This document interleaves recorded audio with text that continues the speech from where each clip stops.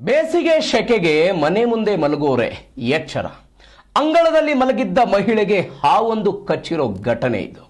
ರಾಯಚೂರಿನ ಉಮಲೂಟಿ ಗ್ರಾಮದಲ್ಲಿ ಈ ಘಟನೆ ಸಂಭವಿಸಿದೆ.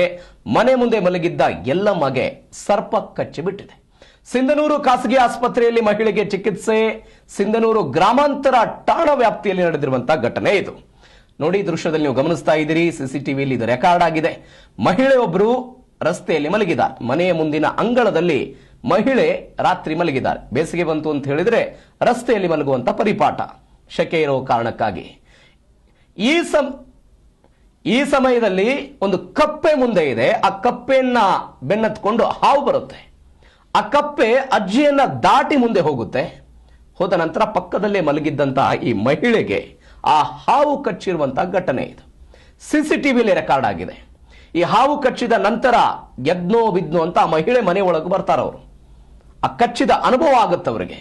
ಕಚ್ಚಿದ ತಕ್ಷಣವೇ ಅವರು ಒಳಗಡೆ ಬರ್ತಾರೆ. ರಾತ್ರಿ 8:15 ಸುಮಾರಿಗೆ ಆದಂತಹ ಘಟನೆ ಇದು. ಇದೀಗ ಮಹಿಳೆಯನ್ನ ಆಸ್ಪತ್ರೆಗೆ ದಾಖಲು ಮಾಡಲಾಗಿದೆ. ಟ್ರೀಟ್ಮೆಂಟ್ ಕೊಡಲಾಗ್ತಿದೆ.